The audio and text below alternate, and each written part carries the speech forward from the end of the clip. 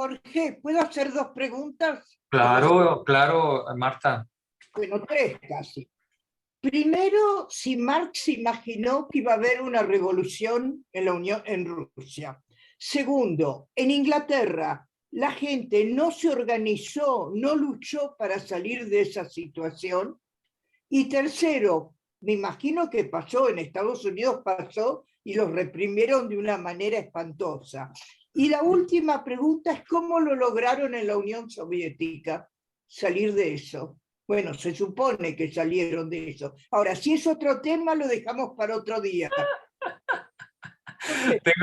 Marta me pide que haga un ensayo, ahora así, improvisado además, sobre el tema. No, pero bueno, te contesto rápidamente, ¿vale? Con todas las salvedades que tiene una respuesta breve a un problema como el que has planteado, ¿vale? Porque Marta, lo que tú has planteado, mucho. Se han escrito bibliotecas enteras, ¿vale? Sobre ese asunto. Pero vamos a hacerlo breve y tratar de ser rápido y gráfico y no irme por las ramas.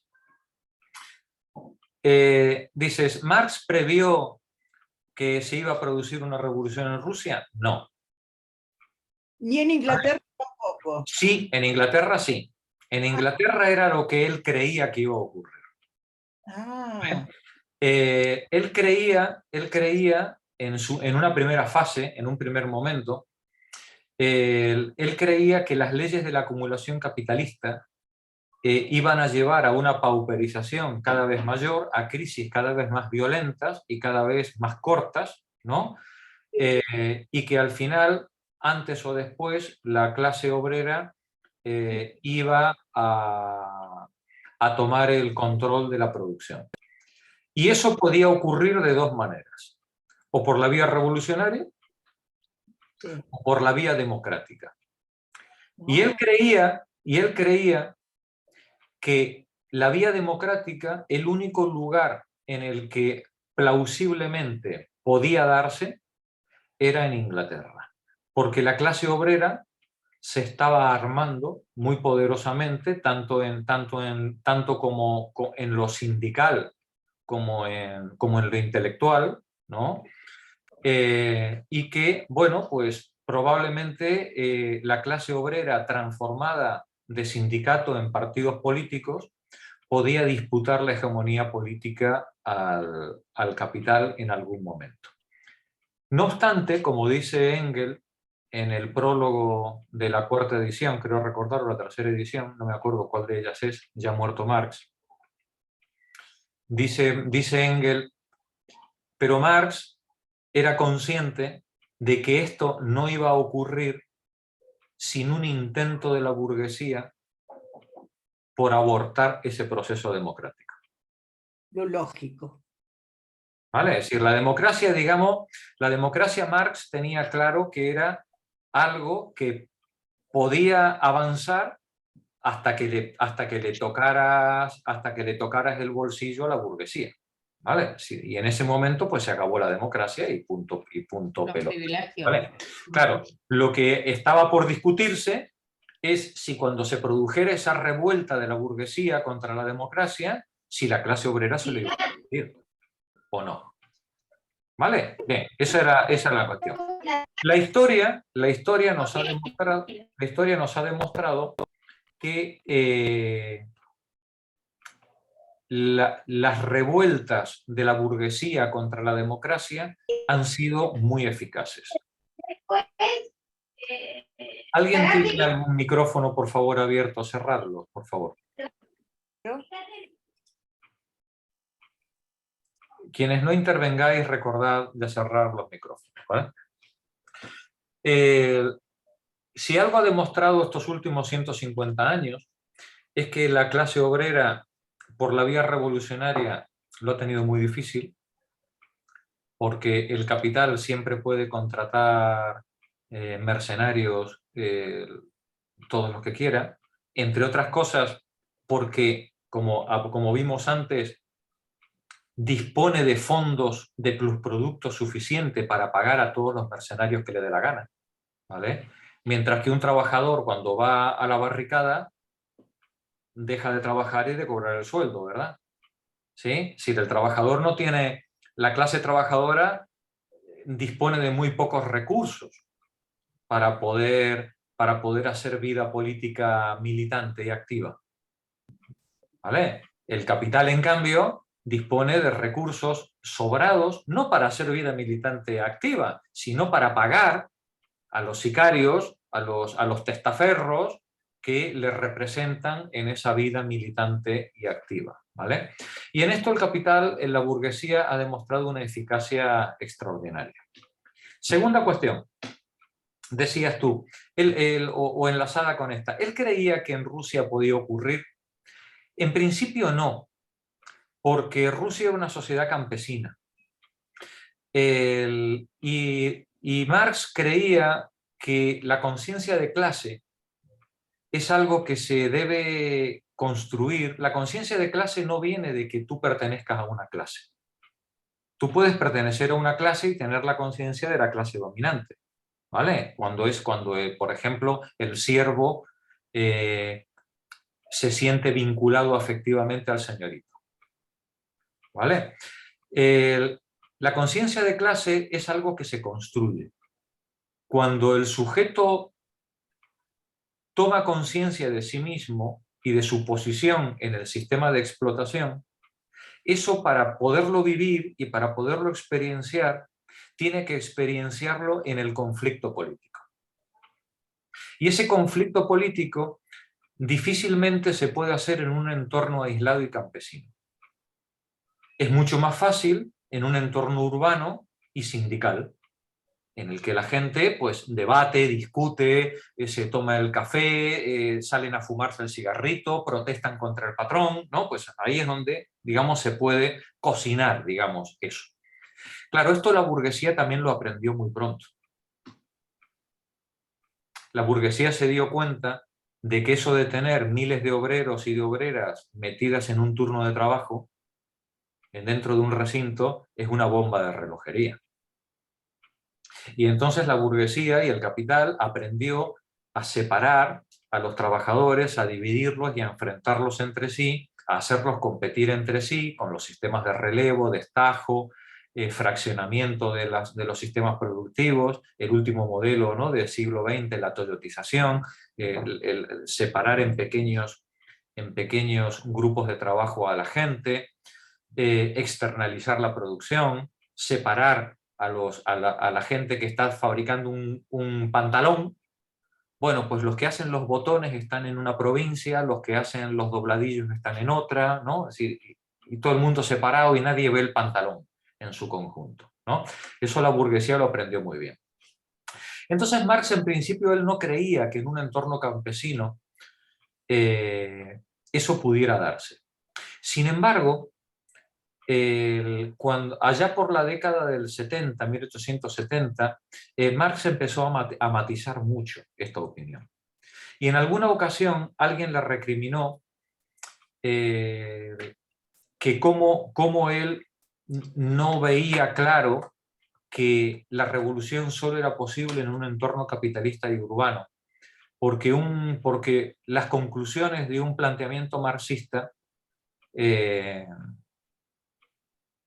eran esas y no otras, ¿vale? Y entonces Marx contestó algo así como que, bueno, yo tampoco soy marxista, ¿no? ¿Vale? Es decir, claro, Marx es un filósofo, ¿vale? Marx es un filósofo como la copa de un pino, ¿vale? Y Marx es consciente, o era consciente perfectamente, de que una cosa son las tendencias y lo que la racionalidad nos diga que es lo más sencillo, lo más simple que se pueda producir, y otra cosa es lo que la historia luego realmente produzca. Y él de alguna manera barruntaba que aún cuando la revolución pudiera darse en una sociedad urbana, y aún cuando esa revolución pudiera darse por vía democrática, seguramente la burguesía lo iba a abortar, ¿vale? Y aun cuando un mundo campesino no estuviera preparado desde el punto de vista de la conciencia de clase para hacer frente a esa revolución, el mundo campesino también tenía elementos identitarios muy interesantes que podían generar un nucleamiento de las clases oprimidas alrededor de una idea que de alguna manera se pudiera transformar en una revuelta. ¿Vale? De hecho, eso ya había ocurrido. En los siglos anteriores ya había habido, bueno, en los siglos anteriores, desde Espartaco, ¿no? Sí, ya había habido numerosísimas revueltas campesinas. Lo que pasa es que esas revueltas siempre habían tenido una profunda base religiosa. ¿Vale? La gente necesita, ¿cómo decirlo, Marta? La gente necesita una confianza en un futuro para ponerse en marcha. Nadie se pone en marcha en base a la desesperanza o en base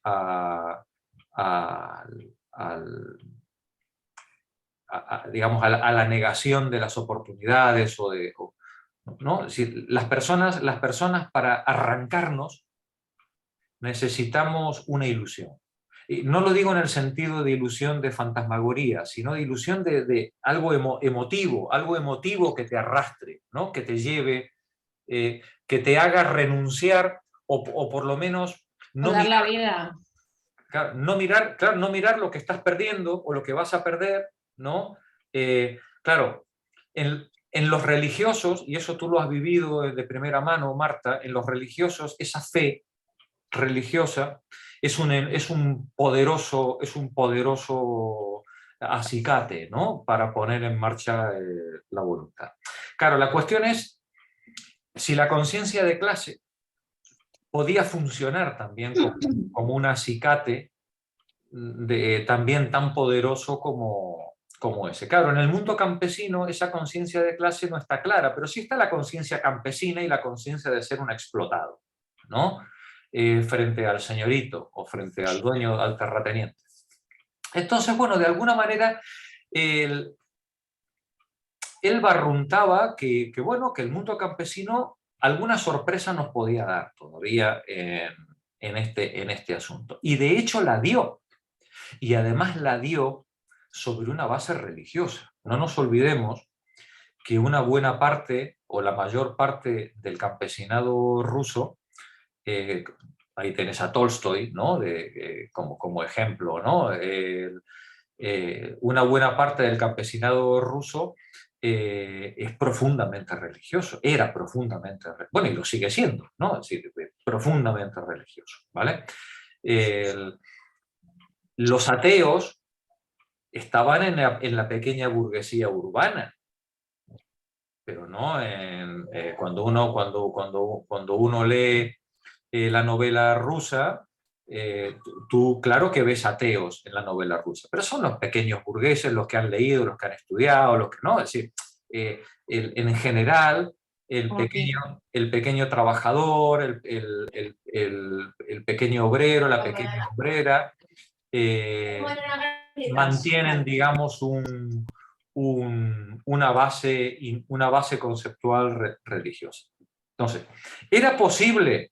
Marx barruntaba que sí. Los marxistas ortodoxos no.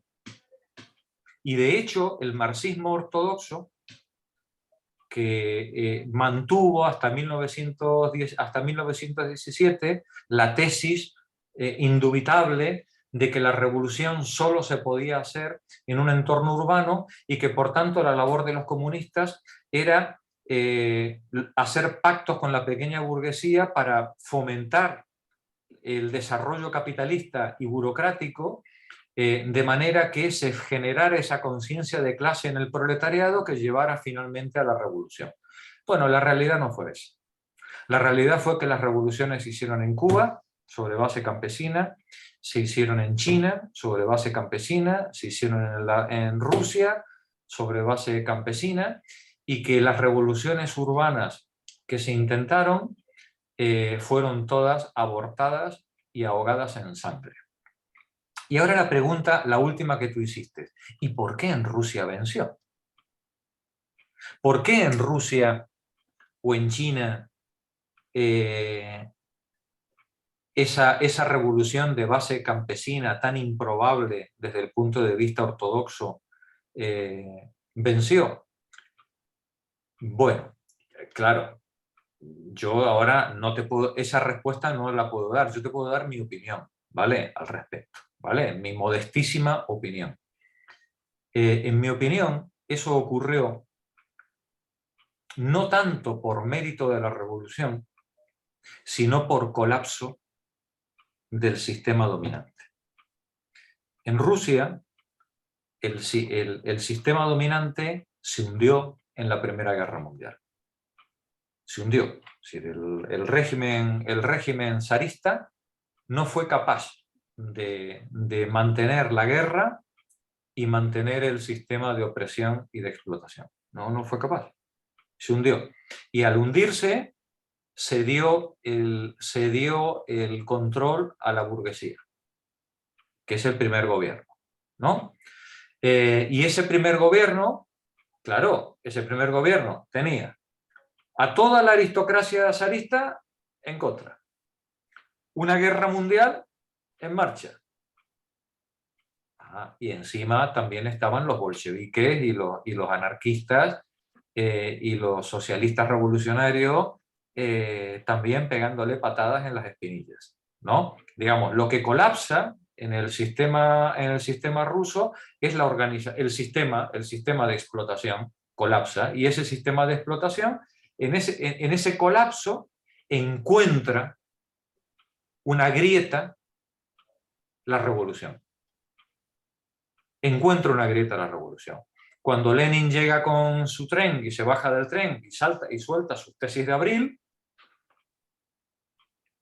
el terreno está abonado.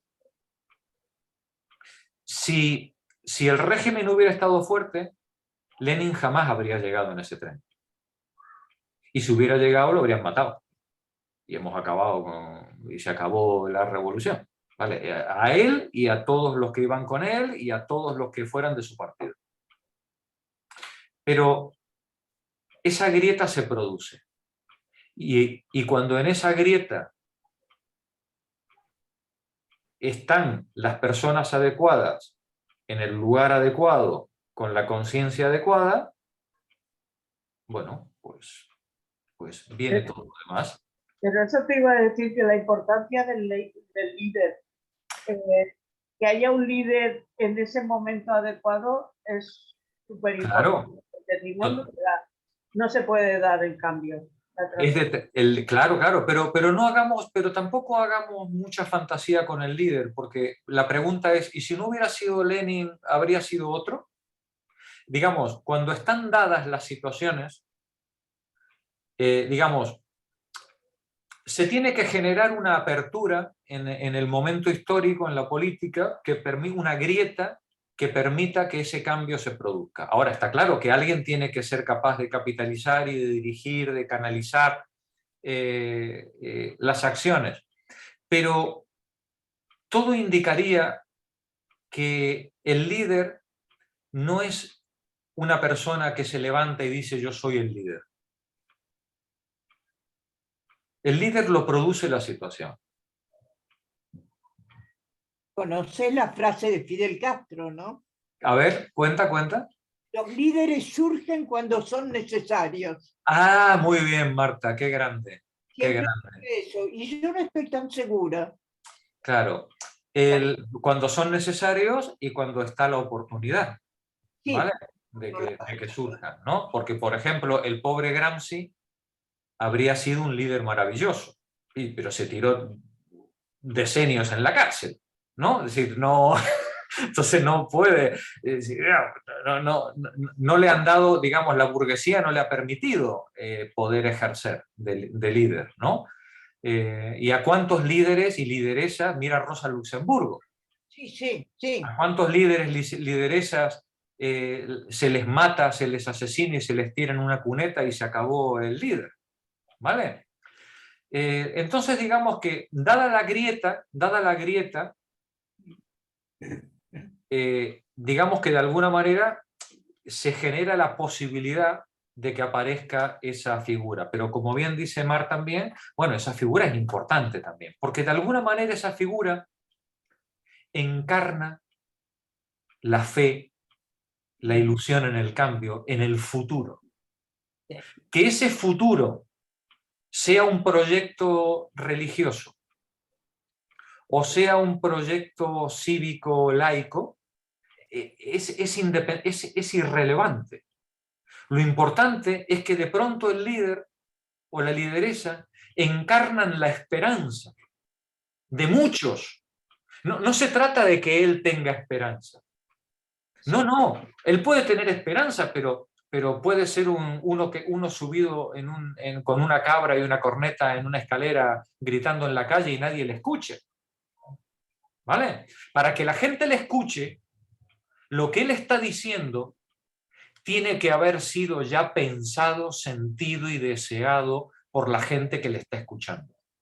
Sí, lógico. Wittgenstein, el autor del Tractatus, empieza el libro, lo apostilla en la primera página con la siguiente frase: nadie podrá entender lo que sigue si previamente no ha tenido ya iguales o similares pensamientos. Esa es la labor del líder. ¿Vale? El líder no es el que le va a contar a las masas, no, el líder no va a iluminar a las masas. Es verte reflejado en él. Claro. Las masas se ven reflejadas en lo que el líder está diciendo. Y entonces es cuando eso se transforma en una explosión popular. ¿Vale? El líder siente lo que está diciendo y no te lo dice simplemente. Claro. Por eso el líder también tiene que tener... Porque es lo que tú quieres escuchar. El líder también tiene que tener un pequeño puntito místico, porque claro, el líder no puede ser un farsante. No. El líder tiene que ir delante. Tiene que ir delante. Y entonces, claro, eso exige del líder, de la lideresa, también un puntito delicado, ¿no? Delicado. Pero cuando se dan esas condiciones, aquello florece. La situación de China yo creo que fue una situación similar. La guerra mundial y la ocupación japonesa hicieron un genocidio de una magnitud tan abrumadora que si no fuera Japón colonia norteamericana,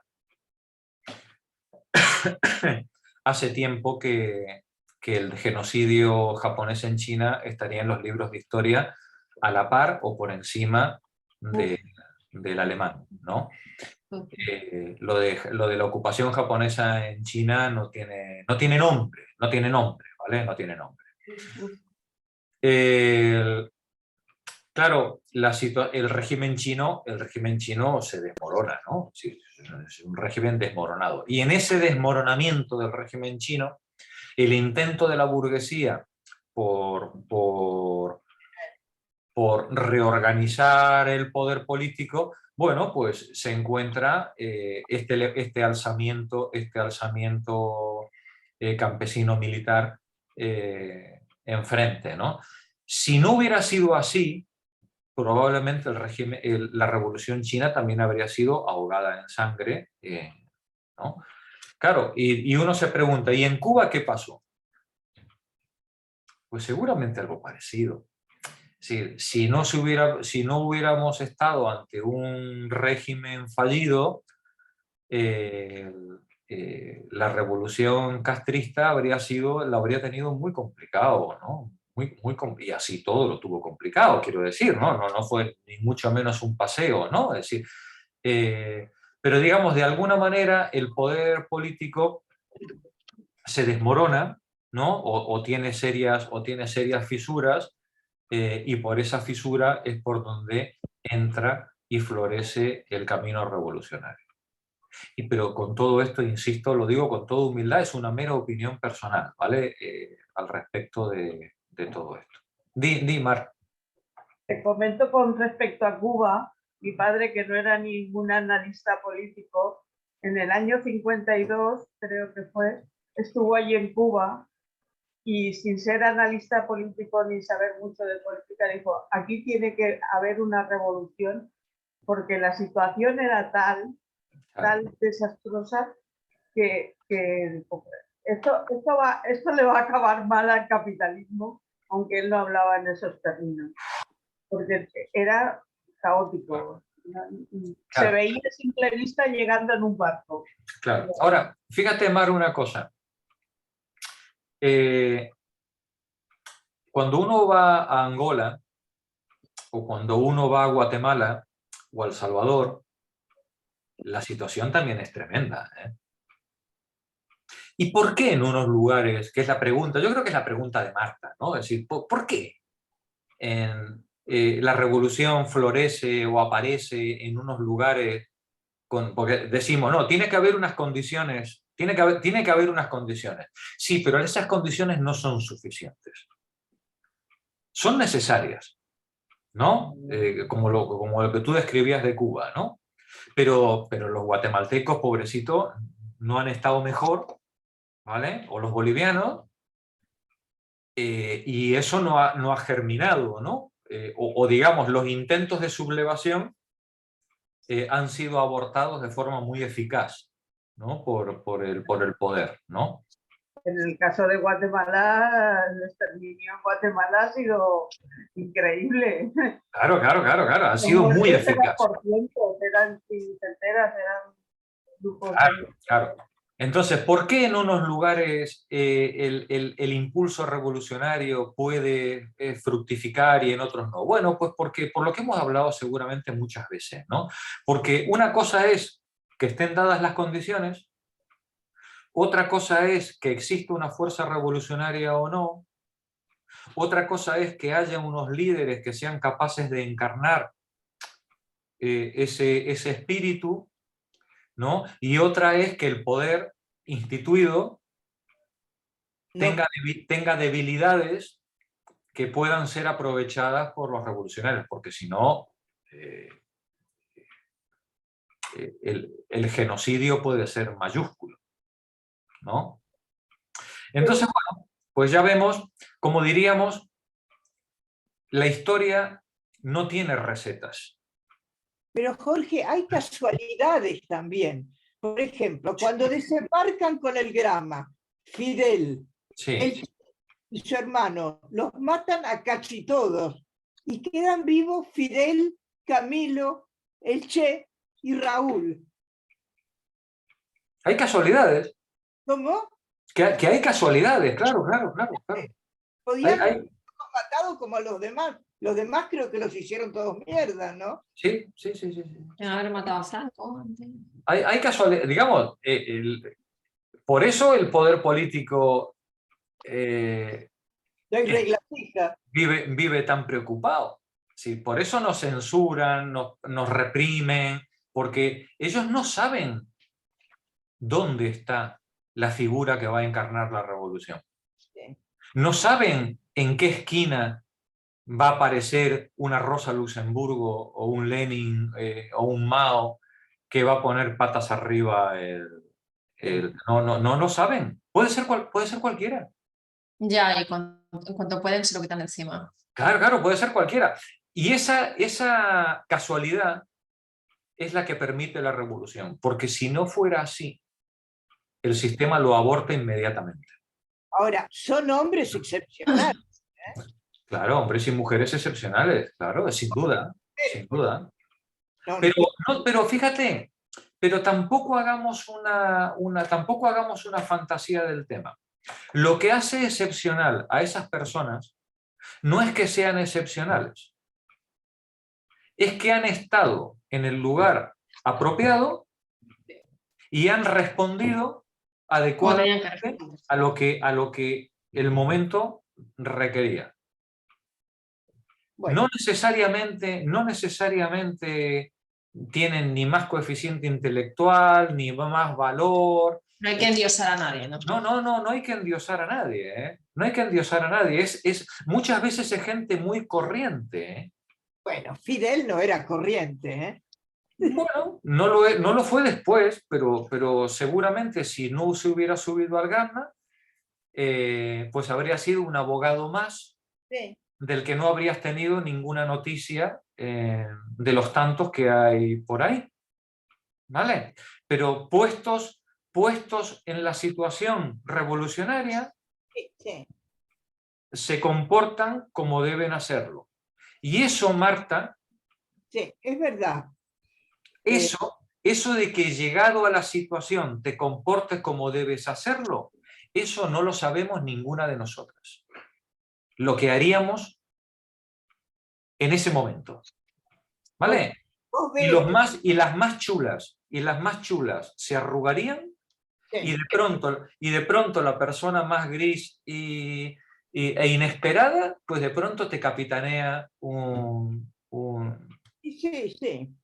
O, yo siempre pongo ejemplo a Gandhi o Rosa Parks, que no era nadie, y de golpe no los dejaron sentar en el vagón donde querían sentarse, y ahí se va la gorda. Claro, De pronto surge... claro. No hay que endiosar al líder, ¿vale? El líder, insisto, encarna una emoción, un sentimiento, una idea, ¿vale? Y además tiene la virtud de hacer lo que debe Sí, cuando debe. Pero eso no lo elige el líder. sí. El líder no elige no levantarse en el No lo auto. hace solo, el líder siempre está rodeado de unos pilares ¿No? importantísimos. Y además lo que hace es un impulso. Es un impulso que no... El mismo impulso que te acobarda o que te hace ponerte de pie no es algo la más de las veces reflexionado. No, ¿Qué sería de Evo sin Álvaro? por ejemplo. Nada. Por ejemplo. ¿Qué ¿Vale? dijo que no entendí? ¿Qué, Evo Morales, Álvaro García Linera, es el que ha estado ahí A mí me apoyando. encanta. A mí me encanta. A ese no lo voy a endiosar, pero es una mente privilegiada. Es una mente privilegiada. Es una mente privilegiada. Increíble, y es increíble el sentimiento de... Él sí que tiene sentimiento de clase y de pertenencia a algo que realmente de cuna no pertenece. Entonces, insisto, y lo hace y se le nota que es de corazón. habrá líderes que lo tengan reflexionado, habrá gente que sean profesionales del liderazgo y de la política y de la revolución, todo lo que tú quieras. Pero al final, hasta que una persona no se pone de pie delante de los fusiles, nadie sabe cómo va a reaccionar. Nadie. Eso es el momento. mismo tampoco, ¿eh? ¿Cómo? Y uno mismo sabe cómo va. No, ni uno, no. Cuando digo ni uno, estoy hablando de mí, ¿eh? Estoy hablando ahora de mí, ¿no? Esto, hasta que no estás delante del toro, aquí todo lo demás es bla, bla, bla. ¿Vale? Bla, bla, bla. Y delante del toro te puedes llevar muchas sorpresas, ¿eh? Con la gente, ¿eh? Sí. ¿Vale? Muchas sorpresas, ¿eh? Y muchos chulos arrugarse y muchos niños y muchas señoras coger el palo y decir, oye, que por aquí no pasa ni Dios. ¿Vale? Sí. Eso es así. Película de culto para ver, 1954, la película de Biberman. Recuérdame, Alfonso, tú que te lo sabes todo. ¿Me pillaste? 1900. Biberman, 1954. Mira que te parece mentira, ya estoy viejo, ¿eh? Ya es que ya... Demasiada información ya. Ya voy perdiendo memoria, ya que me acuerde de la fecha y del director y que no me acuerde del título de la película, ya es triste. La sal de la tierra. La sal de la tierra. No estás tan viejo, Jorge. No, es Google. No, acabo de escribirlo en Google. Acabo de escribirlo en Google. No, pero en serio, a mí me pasa. Cuando me olvido de algo me desespero. Digo, ay, Ay, Marta. Los mineros de Nuevo México. Sí, sí, una maravilla de película. Bueno, yo, Marta, yo en este momento hipotecaría lo que tengo para llegar a tu edad con tu brillantez mental, ¿vale? Sí. Ya... Yo también.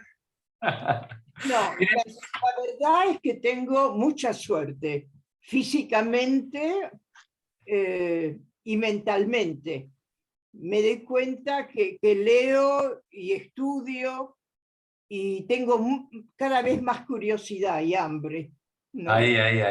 Y Mar, tú y Marí os comprometisteis a hacerle una entrevista a Marta. Te lo recuerdo. Bueno. Yo te mandé 2 preguntas, ¿eh? ¿Qué me dijiste? No entendí lo que dijiste. Bueno, ya. Que yo te mandé 2 preguntas, Jorge. A mí Sí, no me llegaron. ¿no? No. Así que me las puedes mandar otra vez. Vale. Es que Marta es mucha Marta. Yo sé que Alfonso y Miriam la ven simplemente como una compañera de seminario, pero Marta, ahí donde la veis, A ver, ¿qué soy? eh, No. tela, ¿eh? Sí. La vida de Marta ya tiene para contarse, ¿eh? Así que, Yo es la compañera de los seminarios como todos, pero luego claro. cada uno es cada uno, ¿no? Sí, Y sí, Marta sí. es No, mujer no, de no. armas tomar, además. Marta tiene una vida detrás que cuando le hagan la entrevista a Marí y Mar vais a flipar en Un color. libro autobiográfico. Sí. Cambiemos de tema mejor. Sí. Encima Vamos allá. humilde, ¿eh? Es que No además- parece compatriota tuya, ¿eh? No, por eso le echaron de Argentina, ¿no? El lideresmo que necesita. Marta no tiene ego, no se puede suicidar tirándose desde su ego, no puede. Cambiemos. Vamos a la lectura.